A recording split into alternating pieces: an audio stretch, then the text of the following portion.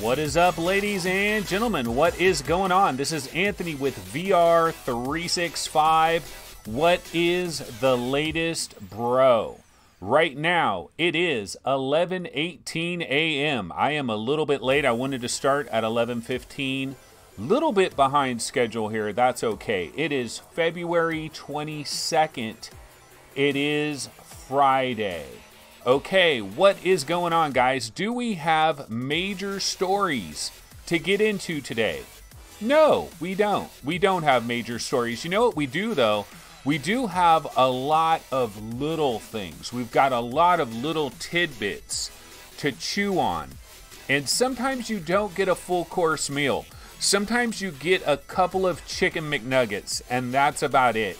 And you gotta make do. And sometimes you don't even have multiple barbecue sauces. Sometimes you have a singular barbecue sauce and you've got 3 chicken nuggets.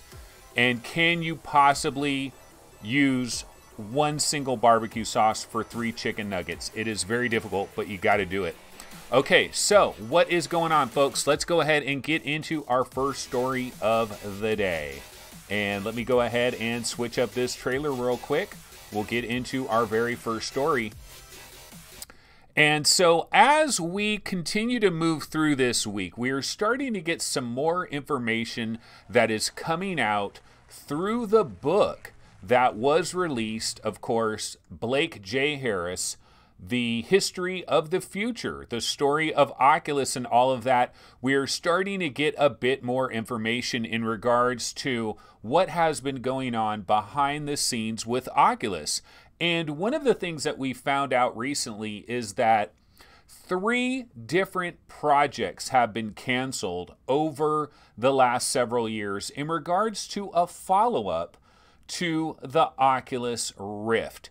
And Road to VR has a story on this, I believe. I think Upload VR has a story on this. But basically, there are 3. Actually, it's Upload VR. I'm sorry. David Haney, Haney555. He is the guy that has a story on this. And so in that book that was recently released, we found out that there was a project called the Tuzi Project. I may be mispronouncing that, as I often mispronounce a lot of things, but the Tuzi Project was started around 2015 and apparently was canceled right around September of 2016. So it didn't last very long. Now this project, if you go to the details of it, it does appear that this project was more closely related to the Oculus Rift that we actually got. It was more similar to that, which means it was using a similar tracking system. Most likely USB sensors, most likely the Constellation-like kind of system that Oculus has been using ever since the very beginning. So this Tuzi project appeared to be using very similar stuff, but was going to be an upgrade over the original Oculus Rift. Okay, after the Tuzi project got shelved, then we got the Venice project. And the Venice project was a project that could have possibly resulted in a brand new Rift replacement headset arriving in 2018. Obviously, that didn't happen. So the Venice project got canceled at some point in time. Now, we don't know if the Venice project was also using USB trackings and, using an external sensor and all of those kinds of things. We're not sure what the case is with the Venice project. And then, of course, there's Caspar, which is the most recent project that was canceled. And of course, this is the one that tries in to Brendan Arib. Okay, so this is the one that tries into Brendan Arib. Okay, Paolo Triani says, I need to smile. Hi. Hi, everybody. I am so smiley and so cheerful. Don't you want to upvote? Don't you want to not upvote? Don't you want to like this video? Yeah. Hi, I'm Guy Smiley. Go ahead and like this video. All right.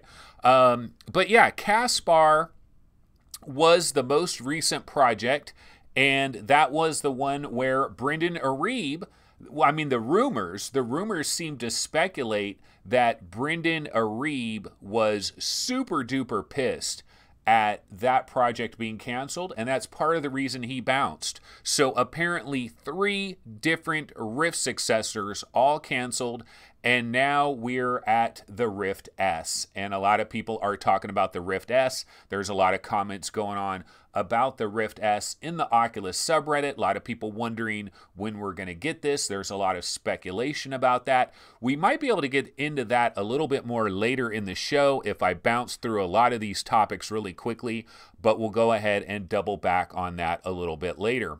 Okay, now the next story that we have for you guys, again, like I'm telling you, all of these stories are little niblets. They're very small, little giblets, little triblets. They are quite small. Not a lot is popping off today, but we are going to get into this. But let's go ahead and bounce over to the tweet window. Haven't used our tweet window in a minute here.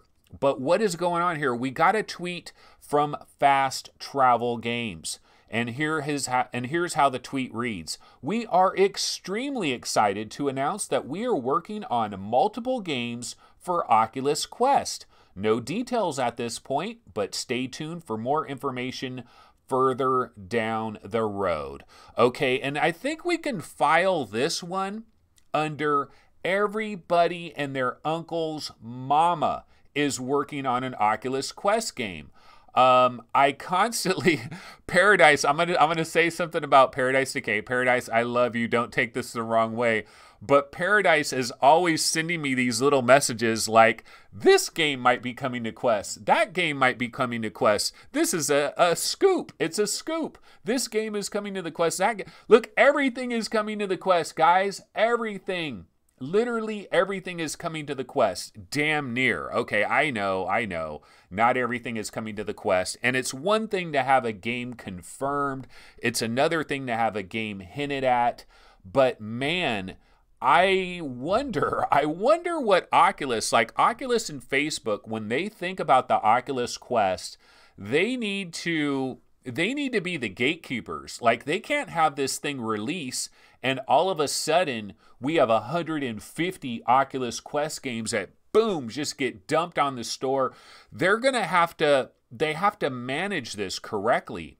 And all the developers, most of the developers, you guys want to be there early. Like Ubisoft, like look at Ubisoft. Ubisoft always jumps on a brand new platform right from the get-go because Ubisoft knows what both of us already know. I'm going to go ahead and switch back over here to the standard scene real quick though. But just talking about Oculus Quest here for a minute, Ubisoft knows what the rest of us know, which is when you buy a new platform, you want to justify your purchase. Justify my love, baby. Justify my love, Madonna. Okay? And so somebody just buys themselves a brand new PlayStation VR. They're going to probably buy quite a few PlayStation VR games right away because they want they have those warm fuzzies, which I go back to Steve Bishop. He talks about the warm fuzzies, and it's a great word. It's a great phrase, the warm fuzzies. You feel good.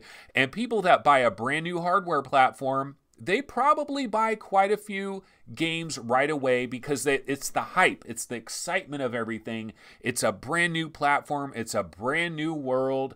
And everything is exciting and everything is brand new.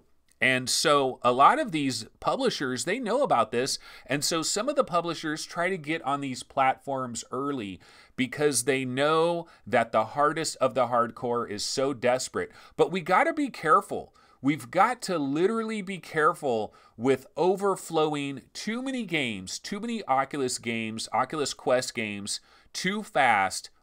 There's got to be a rhyme. There's got to be a reason to this. And I'm sure Oculus is going to go ahead and navigate this. It's probably going to piss a hell of a lot of the developers and publishers out there off because everybody wants to be in the first batch, the first wave of software. They want to be on the store right away. And we can't do that. You can't just release the floodgates. So anyway, everybody and their mom are working on Oculus Quest games. This is not a shocker. This is not a surprise. It's reality. And so, of course, Fast Travel Games is working on an Oculus Quest game. Are they going to port what do you call it? What is their game anyway? What is it called? Apex Construct. Are they going to try to water down Apex Construct and get it running on the Oculus Quest? Is that one of their 2 games? Apparently they have 2. Well, they have multiple games. We don't know how many, at least 2. Is one of those going to be Apex Construct?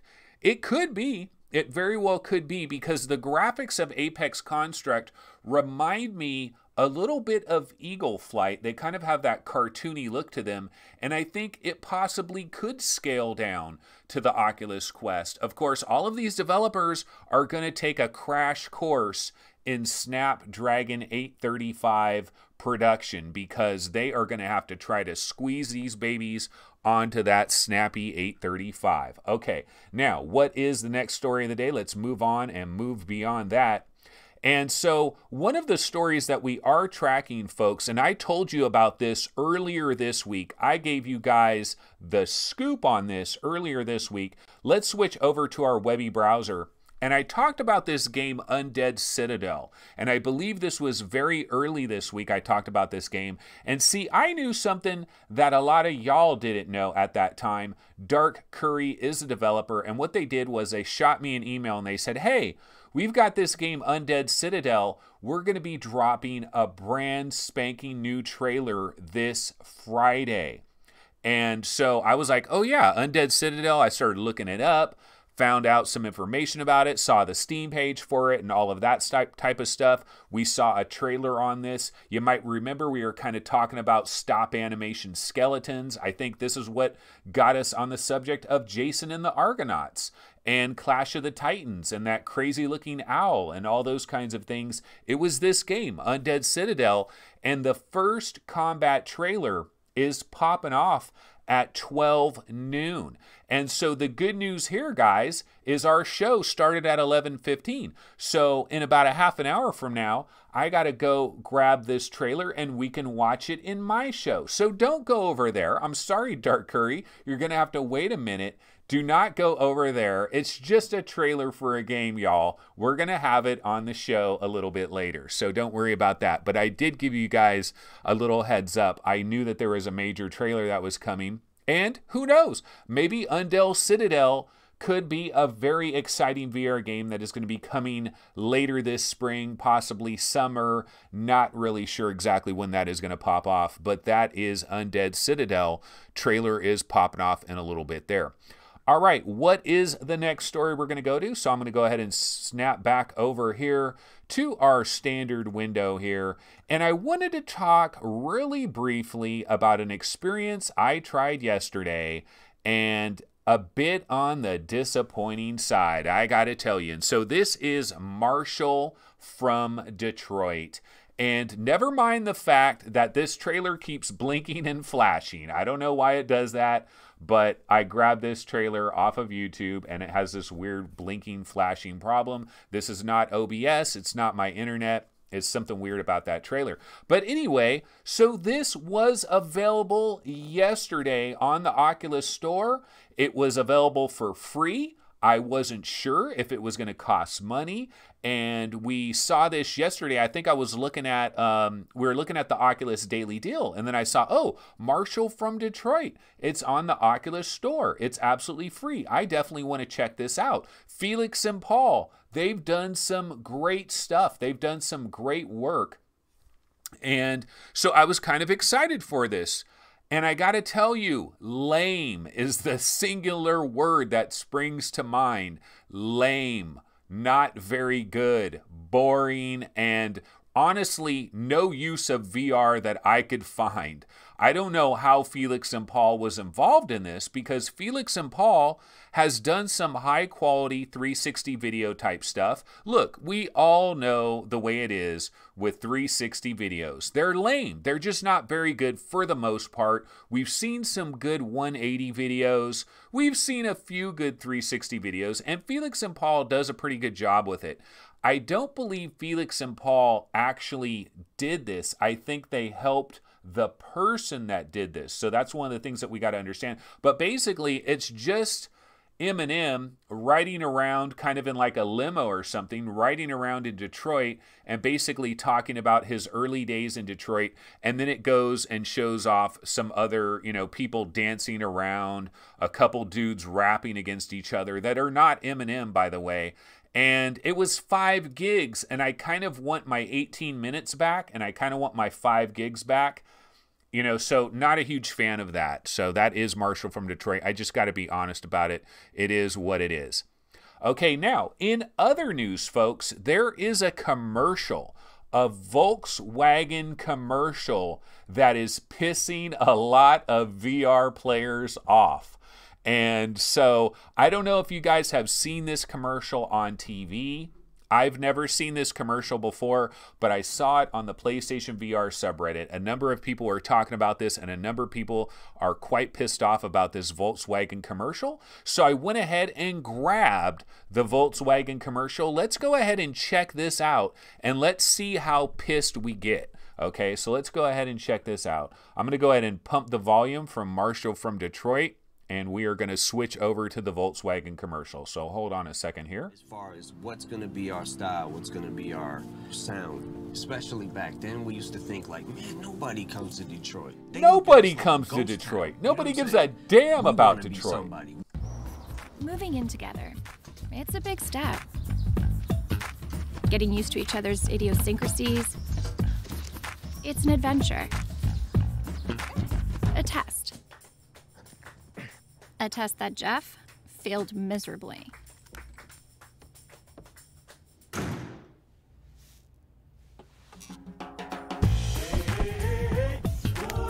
The spacious Volkswagen Tiguan. More room means more fun. Moving in together, it's a big step. Yeah, so here apparently is the commercial that is pissing a lot of people off in the VR world. In fact, if you go to the YouTube page where this commercial is being shown, there's like, I don't know, like a couple hundred likes, and there's like 6,000 dislikes. And everybody's up in a roar over this because they're like, oh my God, so this lady got bored of her nerd boyfriend, packed everything up, and it's like, yeah, let's get away from here. Forget that dumb nerd playing VR games all day. At least I guess that's how people are taking this commercial, and it's rubbing them the wrong way. He's basically sitting down playing Super Hot or Creed, or I don't know what this guy's playing.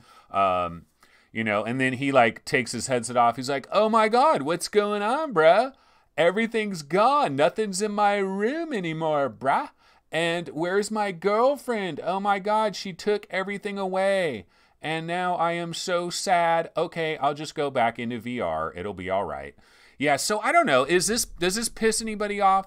This doesn't piss me off. But you know what? Commercials like this, I mean, if we want to get serious for a second here, there are people that will say, well, wait a minute. This is like subliminal type stuff. That these little commercials that are in the background, they play with you on a subliminal level. Is this doing damage to be? No, seriously, people are literally talking about whether or not this is doing damage to the VR gaming industry in general, because it's like convincing people that VR is for nerds, it's only for dudes, you know, your goofy nerdy boyfriend. Do you want a nerdy boyfriend that just plays VR? You know, all that type of stuff. And people are talking about this. They're literally talking about this on the PlayStation VR subreddit. I thought it was kind of funny. I've seen some various VR not VR commercials, but commercials that have VR in it a little bit. Like, you know, there's that one Progressive commercial, right? With Flo. I mean, goddamn, is this Flo lady gotten famous or what? Like, every once in a while, somebody will be in some type of commercial. The commercial blows up and becomes a big thing. And then that person is like hired for the rest of their life. And that Flo lady for Progressive Insurance hit the frickin' jackpot, right? And there is one commercial, I believe, where she's like in this room and she's talking to this dad, and this kid has VR on and he's doing all this stuff. And they're like joking, is there any help for this guy? And I think that the dad is like, is there any help for him or something like that? And Flo's like, no, I don't think so. And so, you know, you get little commercials like this. And We laugh about them, we joke about them. In some ways, it's a positive. In some ways, this is a net positive because it means that VR is starting to infiltrate its way into just general awareness. Like this commercial, as much bad as this commercial might do, if it even does any bad, it's also raising the awareness for VR. For example, I just saw a commercial like just... Actually, it was just this morning I saw a commercial. It was something about shipping things, and there was a VR headset that got shipped. And I actually thought to myself for a second, they had like these 3 different tech products that were like in boxes, and they were being shipped places. And it was like, I forget what the 2 other things were. And one of them was a VR headset. And I thought, oh, they kind of, you know, they're kind of mixing VR headsets into things here and into things there. And I think it helps the overall awareness. So, you know, yeah, I mean, this is good and bad, I guess. It's kind of funny, but whatever. It is what it is. She is hot, though. That says Paolo Triani. Yeah. And Jim Hall says, I don't see him leaving to catch up with her. Yeah, no, this is a net positive. A lot of people in the PSVR subreddit were like, great, now I got rid of all that shit. I got more space for room scale action, you know, all those sorts of things. But long term, seriously, though, from a relationship standpoint, VR is going to be a bit of a problem long term because you really do. You can go into a straight up isolation chamber and girlfriends are going to start to get pissed off at that after a little while. But yeah, that is the new Volkswagen commercial pissing off VR players everywhere. Okay, what else did we want to get into? Well, what we can, let's see here. I've got, like I said, a lot of little tiny stories here. Let's bounce over to our webby browser. And this is in the news, Gungrave VR. So I don't know if you guys have checked out our top 80 most wanted PC VR games over there at vrgamerankings.com. It's still a work in progress. We do have 80 games. I'm adding more game profile pages. I need to add like about 12 more of them. But Gungrave VR, this is one of the games that is ranked in the top 80. It's not ranked very high, and I'll tell you why it's not ranked very high. Because this game came out on PlayStation VR, and everybody that played it said it was pretty much a dud, and it was way too expensive. But it is coming to PC VR. It is coming on March 6. You have Gungrave VR. The developer is Iggy Mob. I like the name. I like that name, Iggy Mob. Kind of a cool name. And if I click on Iggy Mob here, there's another Gungrave that's coming on the exact same day, and this is called Gungrave VR UN. Now, what is the difference between these two, and why did they not just add them together and make them a bundle? I will never know. But yeah, this is coming on March 6th as well. And the major worry that I have, okay, this VR game requires the use of a gamepad. Okay, so maybe Gungrave VR UN, this is a gamepad game, and then maybe the other one uses motion controllers. Let's bounce back over to the regular Gungrave VR. Does it say anything? No, this VR game requires the use of a gamepad. So neither of these games use actual motion controllers. So it's basically you're just playing a third-person game in VR. You get to see it in VR, but you're using regular controllers. But I mean, that's how we did Hellblade, right? So that doesn't necessarily mean anything bad here. The bad part is the price, because I believe Gungrave is $29.99, which I think is kind of redonkulous based on what people have said about this. Let me go ahead and hold on here. I'm going to do a quick Google search, Gungrave VR PlayStation, because I'm curious what the price is right now for Gungrave VR on PlayStation. Yeah, it's still $29.99. This game is still $29.99. You can see it hit PlayStation VR back on December 11th, and the reviews were not good. A lot of people just weren't into that. And so it is coming to Steam. So, you know, yippee-ki-yay, I guess is what you want to say about that. Let's go ahead and switch off of this Volkswagen commercial. We don't want too many people crying a river over that. I do have the Gungrave E3 trailer. This was Gungrave back on PSVR. We can watch just a couple of seconds of this and see what it looks like real quick. You know, I mean, it's basically just over-the-shoulder kind of action. You do play in multiple perspectives, so I guess you get that perspective as well. You get kind of an over-the-shoulder perspective. Fight through intense levels. A lot of shooting, rootin', tootin' action. And yeah, I haven't heard any good things about this. You probably have to be a hardcore Gungrave fan to have interest in this. But it is coming to Steam, so we will be looking forward to that on March 6th. Okay, what else do we want to get into? Well, of course, one of the things that we cover every single day, I'm going to switch back over to our webby browser, and one of the things that we cover every single day, like clockwork, is the Oculus Daily Deal. Let's go ahead and check that out. And today's Daily Deal, kind of interesting. We got SACRALITH, the Archer's Tale. Yeah, this guy sees that arrow, he sees it approaching, and he is not a fan of that. SACRALITH, the Archer's Tale, look at the ratings, very solid here. Over 4 stars, 4 1/4, 4 1/2, 39 ratings. The price is $14. That is a 30% drop off the normal $20 price. There's a little over 12 hours left in this. Now, you might not have heard a lot of opinions about SACRALITH. Like all your favorite YouTubers probably didn't have a lot of opinions about SACRALITH. And part of the reason is there are developers that don't give out many keys. There are developers that are very generous with their keys, and they just throw them all up into the air and they make it rain among all the various YouTubers out there, and they give a ton of keys, and then you end up with a lot of coverage. These guys, not so much. Odd Meter, I believe, is the developer here. Let me double check. Yeah, Odd Meter is the developer. You can see it came out last October 11th, and they did not provide a lot of keys, so there wasn't a lot of like Let's Plays and stuff that were all over the internet with this. So it kind of, you know, unless somebody bought it and sampled it themselves, you didn't hear a lot about it. I've heard some good things about this, you know, but I've never played it personally myself. That is SACRALITH, the Archer's Tale, a bit of a discount there for $14. And A_Gilling, I believe he is talking about SACRALITH. He says, this is better than I expected. And he said that he thinks it's pretty short, but he's only done the first 2 levels. Main Fan says, if you want to do bow and arrow pulls very fast over and over, get SACRALITH. See, if I want to do bow and arrow pulls very fast over and over, I get In Death. That's what I do. But I like arrow games. I like bow shooting games. And SACRALITH is another one of those.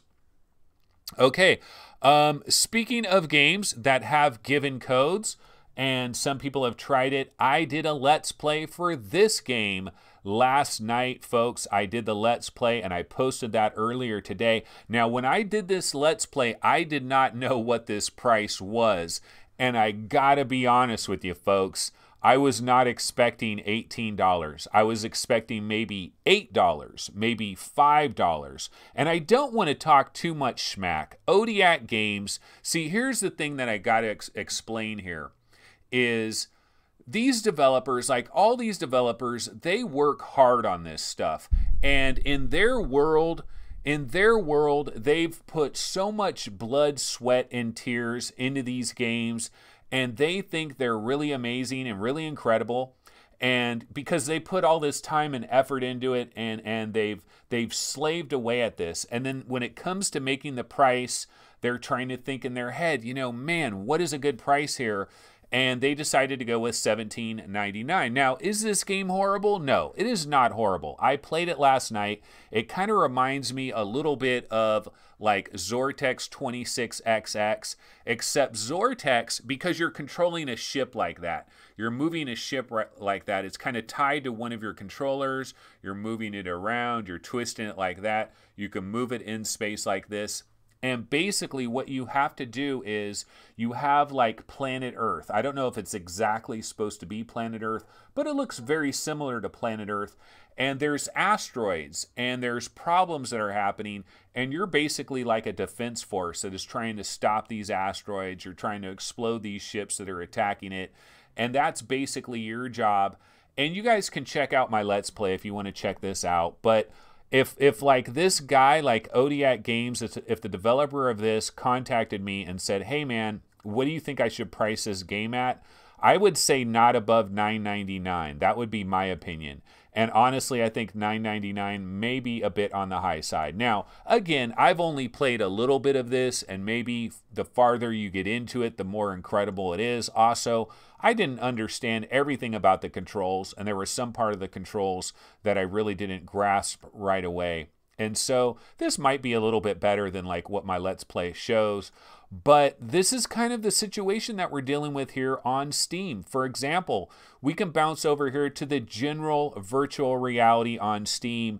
And just looking at, these are recent releases right here. You got Athletic Games VR, $3. You got VR Snake, $3. Don't Look Back, less than $2. You've got A Lullaby of Colors. We talked about this yesterday.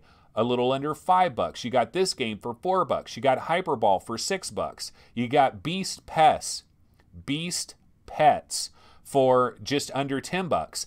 And so, like Odiac Games, here's my suggestion. Like, one of these games is not like the other. And it's Contact Last Defense. This price is not logical, in my opinion. This is going to come off like a really asshole kind of a thing, but I got to be honest with these people. This price doesn't make sense. It's not logical. Because if you go down here and you look at Dick Wilde 2, that is $17. That makes sense. This has actual production value. Like, this has polish and production value. This, not as much. And I think, you know, but I understand the developers. They're in a conundrum. It is a straight up conundrum because they want to get some money for their game, and maybe there's only going to be 100 people that buy this game. Maybe there's only going to be a couple hundred people, and they're doing the math, and they're like 100 times $18, man, that ain't going to cover 1 month of my development. And I don't know what to say. I just know that this price is probably not a good idea. That's all I'm going to tell you. I think you should be in the, like, see, look, River Relaxation. This is $4. That, you know, Hex Defense VR, $8. I think you want to be in more of these kinds of price ranges. I don't think you want to mess around with this $17. But that is Contact Last Defense. I do appreciate the developer shooting me over a key and contacting me and all of that. And I wish them luck. And it's not a terrible game. It's not an absolutely horrible game. I had some minor fun in this game. But like if I was thinking of the price, I would have thought $5.99, $7.99. That's kind of what I would have thought. All right, so that is one of the little things that we were talking about here. Okay, so let's go back over here to our standard scene. And, you know, there was a new video that came out yesterday, or maybe it was the day before, a new Vive Cosmos video featuring Conor McGregor and their new controllers. Let's go ahead and check this video out. Kind of cool. Let's check it out. It was a Twitter video. I had to convert it, you know, so it's going to be square. But let's go ahead and check this baby out.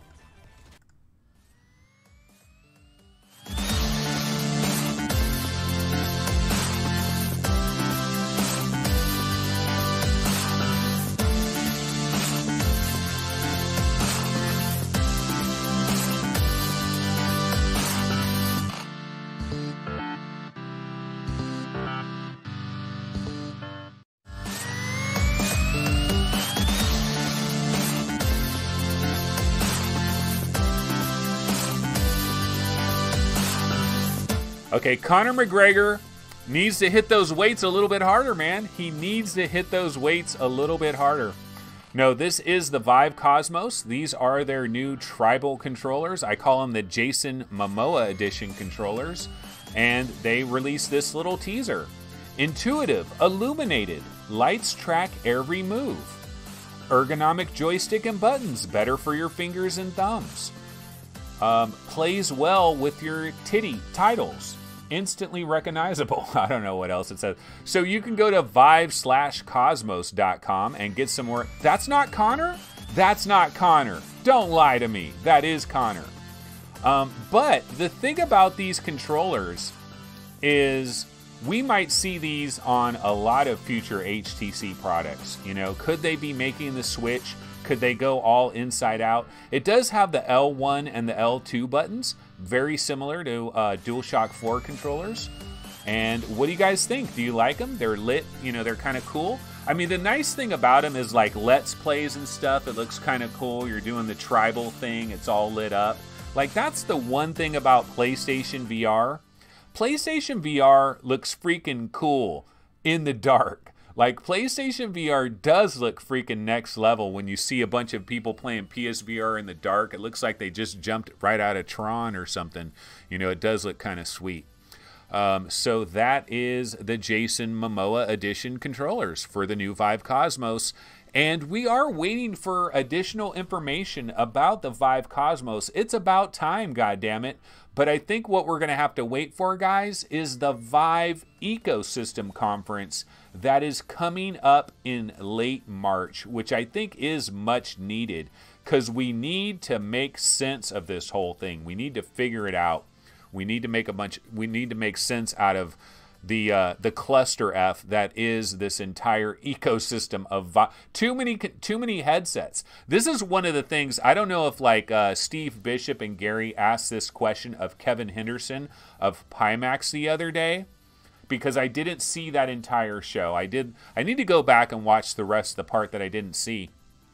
But they've got too many models. There's just too many models. It confuses the issue. Like, pick a couple of products and stick with them. Don't make like 8 different products for every little possibility. All you're going to do is just confuse everybody. And I know people will say, well, options are good, but sometimes there's too many options. It just confuses things, in my opinion. All right, so anyway, this is a lot of the stuff that I had prepared prior to starting our show today. Let's see, what else can I get in? We're going to get that trailer in just a minute. The new trailer for, what is it? What's that game? Citadel. Yeah, Undead Citadel. Yeah, the new Undead Citadel trailer is going to be coming in a few minutes, so we will be able to check that. But let's go ahead and we can bounce back over to the subreddits here. And we can go ahead and go to, why don't we just go to Upload VR and see what the latest news is over there. So we're going to go ahead and bounce over here to Upload VR. And again, more information is leaking out from that book. You know, this book, the release of this book is like an everlasting treasure trove for making quick little stories on Upload VR. Like, they are mining the living crap out of this book. It's like on page 67, we found out that Zuckerberg brought McDonald's over to the Oculus room, the special room that they had, which he think that they got that confused with the Vive room. Did Zuckerberg go to Seattle and bring some McDonald's up there? I don't know. But yeah, they're milking this for all it's worth, let me tell you. So the Oculus Rift's 2016 component shortage apparently was the lenses. Oh my goodness, that is a megaton reveal. A megaton reveal, to be sure. Okay, but yeah, we're going to get a lot of these little stories over the next couple of weeks. When it's light, go ahead and grab page 87 of that book and find some little tidbit you can run with. Okay, Dick Wilde 2 review. Same Dick, different stream.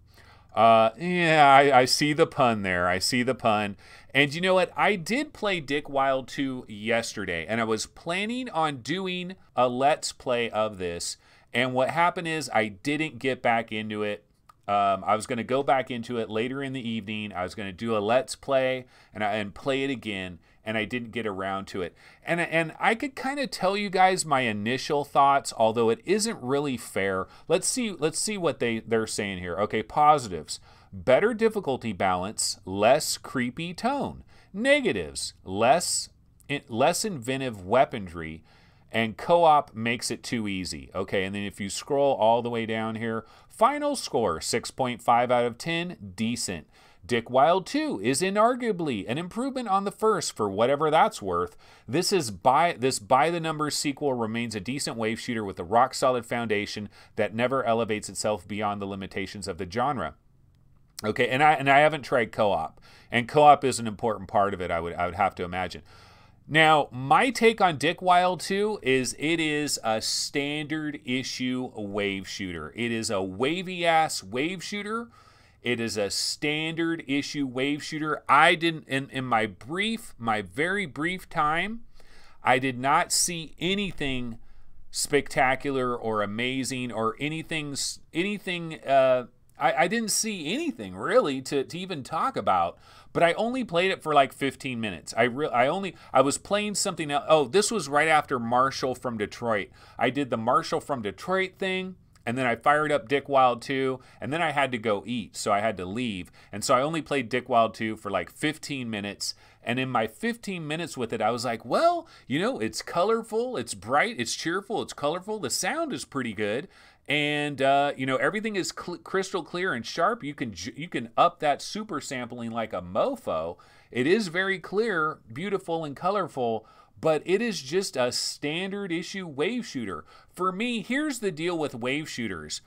A wave shooter, a modern day wave shooter, needs to break some new kind of ground. And Greg's VR says, I got to get beyond the tutorial. Okay. Yeah, I don't know. Maybe I was kind of in the early tutorial levels. Yeah, you know, I only played 15 minutes. I really did. I only played 15 minutes. And it's not fair for me to like judge this game after 15 minutes, but I'm just giving you guys my initial thoughts. And when it comes to wave shooters, for me, it's all about Blasters of the Universe. I think Blasters of the Universe kills everything. Every wave shooter out there, Blasters of the Universe wipes its blank with these other wave shooters, because Blasters of the Universe has actual gameplay mechanics. Like, you're really using your brain when you're playing that game. Like, you really have to think about things. You have to have, it's not just a brainless thing. So Blasters of the Universe is my pick for wavy ass wave shooter of the decade award. And then runner up for me would be the Brookhaven Experiment. Although the Brookhaven Experiment is standard issue, but I just think it does a damn good job. So anyway, I'll get back into Dick Wilde 2 today. I will definitely get back into that game. I will do a Let's Play for that game. I will give it a much longer opportunity. So I will get in there. Okay, Apex Construct Dev working on multiple games for the Quest. Yes, them and just about every other developer on planet Earth. No, not that, but every developer that is very involved in VR, like known VR developers, if they're not working on an Oculus Quest game, they probably need to go to a psychiatrist, because everybody is working on Oculus Quest games. So it's kind of redundant every time we talk about this studio might be making an Oculus Quest game, that studio might be making an Oculus. Of course they are. Duh. Unless you got a trailer or something, unless you got like an official game announcement and a screenshot, it's kind of much ado about nothing. Okay, Microsoft is bringing their HoloLens AR apps to iOS and Android. Now remember, guys, it's February 22nd. Wait, I thought February 24th. So Saturday is the 23rd, Sunday is the 24th. So I guess on Sunday, Mobile World Congress begins. Are we going to get HoloLens 2.0 on Sunday? Sunday, HoloLens 2.0. Because normally that would be like a Monday thing. Oh man, I guess we're going to have a really interesting episode on Sunday possibly. Are we going to have HoloLens 2.0 information? Because Mobile World Congress is next week, folks. It is next week. Let's see, were there any other little things? Yeah, HTC highlights Vive Cosmos controllers in new video. We did see that. You know, we just saw this video for this. Just wanted to see if they had any other little tidbits over here. The Vive Cosmos controllers are also HTC's first to use analog sticks instead of trackpads. There's the usual trigger button, but it's got a button above that too. Yeah, it's very similar to the PlayStation controller. We know all about that. And it says stay tuned into more Cosmos announcements on their website. So if we go over here to the website, and I clicked on this a little bit earlier, and let's see here. I clicked on this a little bit earlier, and I haven't been to this website since it was like first announced, and I think they made some minor changes. Like just scrolling through, like I still don't think those are the controllers. I still don't think those are the controllers. And people have said, no, they are. If you zoom in really close, no, I don't know. Those look like somebody grabbed a couple of old Vive wands and they like put their hands way up higher on it. That does not look like those new controllers to me. Those don't look like the Jason Momoa edition as far as I'm concerned. And so we're scrolling down here, and you can see this easy, hassle-free setup. You scroll down a little bit more. See, it shows like this thing coming off of this guy's head. Flip up design. You know, if I scroll down a little more, it makes it flip, makes it close, flip. Ah, look at how cute that is. That's neat. Isn't that neat? Flip up design. Yeah, I don't quite remember this. Like, I think some of these images are new. They got some really high-res images on here. I need to cop some of these puppies for backgrounds. There's the brand new Jason Momoa controller edition. Look pretty sweet. Yeah, oh, cool. It even shows them lit up, brah. Yeah, you just scroll down a little bit and it lights it up. Lights up that controller, brah. And all new breathable material, easy to dry. It does have, you know, the cushion for your forehead and the back cushion. This is straight up PlayStation VR design. I wonder if they had to pay like a little bit of money to Sony for that, because that is a straight up copycat move right there to have that padding looking exactly the way it does. That is a straight up copy right there. But yeah, that's Vive Cosmos. I mean, I'm very excited for Vive Cosmos. I really am, because I'm hoping it is 2160 by 2160 per eye. And I'm excited for this guy's windbreaker too. That is a bomb-ass windbreaker. Okay, but yeah, I'm excited. I want a 2160 by 2160 headset. I think the next VR headset, mainstream VR headset, besides the Oculus Quest that I buy, the next PC VR headset for me is going to be 2160 by 2160 per eye. I believe that is the next standard. And so I definitely want to get into that. Okay, I'm switching back over here. And what I'm going to do, guys, is I'm going to delay for a second here, and I'm going to go to YouTube, and I'm going to grab that Undead Citadel trailer, which is probably live at this point, and then we can go ahead and check it out in our show. It's Undead Citadel VR. Undead Citadel VR. Okay, what's the name? Dark Curry. Yeah, Dark Curry. Okay, let's go ahead and grab... Yeah, they've got 31 views already on their brand new video. Do not watch this. Do not watch this YouTube video. Your eyes, this is like Bird Box. You will die. You will literally die if you open your eyeballs and you watch this Undead Combat trailer before you watch it on my show. Unless you watch it here, it is straight up Bird Box. So you better have a Bird Box or you're going to be in serious trouble, folks. Okay, because we're about to check out live, on air, the brand new Undead Citadel trailer. It has only been available for about 5 minutes. Okay, it has only been available for 5 minutes. So let me go ahead and pump the video up on this, and let's check this puppy out. There's McGregor. There's our boy McGregor. Here we go.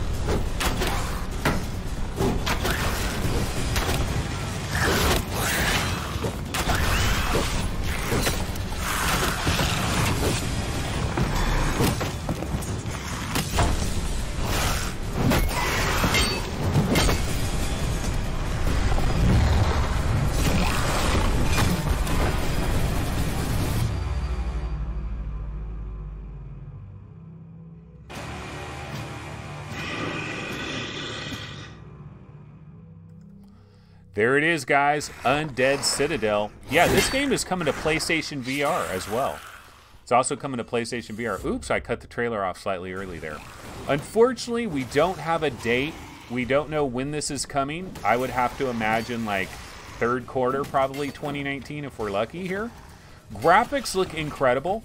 Are we supposed to believe, though, that this is actual legitimate gameplay? Like, is this supposed to be real legitimate gameplay, or is this like a CGI version of the gameplay that kind of gives you an idea of what the gameplay looks like, but it's not actually the gameplay, because it looks too good to me. Like, this looks too good. Like, I do not believe this to be true. Unless you have a 2080 Ti, and you might need 2 of them bad boys, you know, to make it look that good, like in the headset as you're moving and slicing and dicing. I don't know. I kind of find it hard to believe. But that is coming to Oculus, Steam, PlayStation VR as well. I'm looking at the combat here, just in terms of like the swords. So the shield looks good. There does seem to be kind of like a depth of field effect. And you can kind of smack them in their heads. You can knock their heads off. They really jump back quite far. You've got grenades that you can throw out. Some fireball grenades. You've got some battle axes you can swing around two-handedly. You've got your bow mechanics looking kind of in-death styly. Looks pretty good. Definitely looks pretty good. And Skid Row says, what wave shooter did you say was better than the Brookhaven experiment? Well, in regards to wave shooters, I believe the best wave shooter is Blasters of the Universe. Now, is it better than Brookhaven experiment? It's a completely different kind of a game. But I think apologies, that's not Job out there. If you guys hear noise, it's Job's cousin. He's doing the house right next door, and so it almost sounds like Job there. But yeah, Blasters of the Universe has the best gameplay mechanics of any wave shooter I've ever played, and it's not even close, like by a country mile. And anybody that disagrees with that statement, you haven't played it enough. You haven't played it enough, because the more you play it, the more you learn it. I have a Let's Play from a long time ago back on VR Roundtable where I did Blasters of the Universe, and I was trying to break it down to people and explain why it is so freaking awesome. Maybe I need to do another Let's Play of that. But yeah, this does look really good. I mean, it looks absolutely drop dead gorgeous. Looks pretty beautiful. I just kind of wonder how realistic, like, am I supposed to believe those graphics? I don't know. No, I do not prefer Singularity 5. Do not quote me on that. Absolutely not. All right, guys. Well, we've been going for roughly an hour, so I guess we can call it. And that is our show for today. Let me go ahead and get my little outro trailer on the screen. But yeah, Undead Citadel does look pretty good. We're going to keep our eyes on that one. It does look like one to be excited about, and it is ranked on our top 80 most wanted PC VR games out there. It is ranked. Undead Citadel is one of the games that is ranked. All right, guys, well, I got to bounce out of here. That's going to go ahead and do it for today's show. I was trying to think if there were any other little things that I wanted to mention really quick, like any free trials or anything going on. Can't really think of anything, so that's going to go ahead and do it. But on tomorrow's episode, remember, we're going to start at noon. We start at noon on Saturday. And then on Sunday, I imagine, on Sunday, VR Roundtable, Steve Bishop, I think he's going to be out of town. So it's going to be me, Gary, and Chris, or possibly just me and Gary. We're going to do an episode in the morning on Sunday. And then, of course, our episode, our regular Sunday Fun Day episode, will go ahead and follow that. But I'm very excited about HoloLens 2.0. Is it going to happen this Sunday? Seems very weird. Like, wouldn't you want to announce that on a Monday? I don't know. That seems kind of weird. So I'm not sure if we're going to get that info or not this Sunday, but I'm looking forward to it. But that's going to do it for this show. I will see everybody tomorrow on Saturday's episode. Have a wonderful Friday, guys. Take it easy. Later.